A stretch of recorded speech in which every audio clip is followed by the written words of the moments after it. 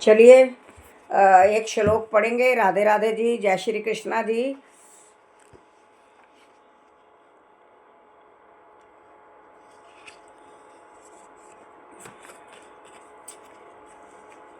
भगवत महापुराण की जय। ये सत्रत्राणिभिस्त्य हस्त तत प्राया शुभाशुभम ना विदन्ति ना दृष्टि तस्या प्रज्ञा प्रतिष्ठिता।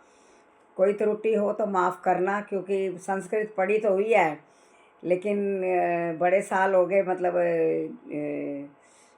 अच्छा भी बड़ा लगता था मुझे पढ़ने में, संस्कृत बड़ा मज़ा लगता था।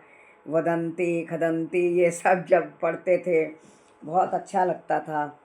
तो अभी इसी में है, इस भौतिक जगत में जो व्यक्ति ना तो शुभ की प्राप्ति में हर्षित होता है, यदि उसके साथ कुछ अच्छा हुआ तो वो खुश नहीं होता है ना, और ना अशुभ के प्राप्त होने पर उससे घृणा करता है, क्योंकि पता है ये आया है ये चला जाएगा। कोई चीज़ टिकने वाली नहीं है। दुख आता है वो टिकता नहीं है, सुख आ जाता है। सुख आता है वो टिकता नहीं है, दुख आ जाता है।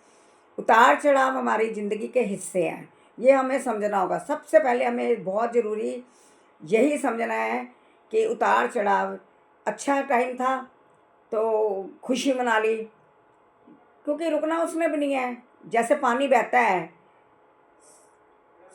उस तरह से ये जीवन हमारा बह रहा है। दुख आया चला गया, सुख आ गया, सुख आया चला गया, दुख आ गया।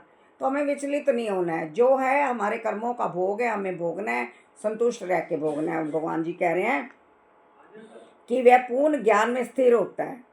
भौतिक जगत में सदा ही कुछ ना कुछ उथल पुथल होती रहती है। उसका परिणाम अच्छा हो चाहे बुरा, जो ऐसी उथल पुथल में विचलित नहीं होता, जो अच्छे या बुरे में अप्रभावित रहता है, उसे कृष्ण भावनामृत में स्थिर समझना चाहिए।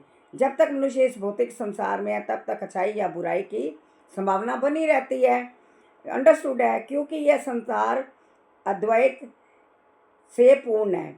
किंतु जो कृष्ण भावना अमृत में स्थिर है वह अच्छाई या बुराई के अछूता रहता है, क्योंकि उसका सरोकार कृष्ण से रहता है जो सर्व मंगलमय है।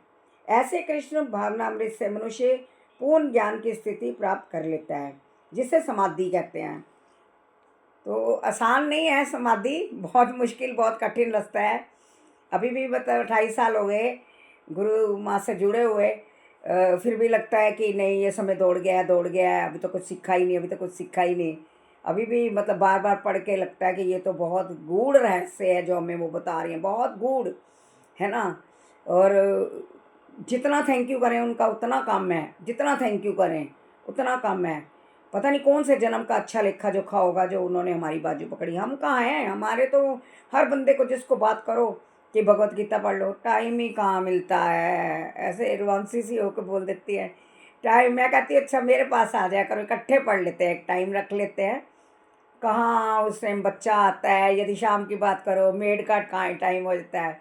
तो चलो कोई नहीं, मैं तो ये कहती हूँ मुझे तो अपना मुंह धोना है, मैं अपना मुंह धो लेती हूँ। मेरा फ़र्ज़ है कि अच्छे रास्ते पे अपनी सहेलियाँ बनाओ, अच्छे रास्ते पे। खाने के दोस्त बहुत मिलते हैं, चुगली निंदा के दोस्त बहुत मिलते हैं, लेकिन आप अपने अच्छे रास्ते पे चलते चले जाओ। कोई कितने भी कांटे चुभोने की कोशिश करे नहीं चुभ सकते हैं, क्योंकि हमारे साथ कृष्ण जुड़े हैं। कृष्ण खड़े थे 5 पांडवों के साथ, है ना, तो जीत गए, है ना। तो उन्होंने उनका डर निकाल दिया। तो चलो जय श्री कृष्णा, बस इतना ही।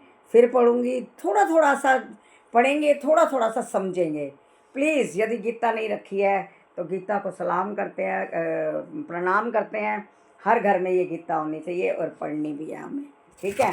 आज का जो श्लोक पढ़ा है यहाँ पे मैं ये पेज लगा दूंगी ताकि मैं कल आगे आपको सुना सकूँ, ठीक है।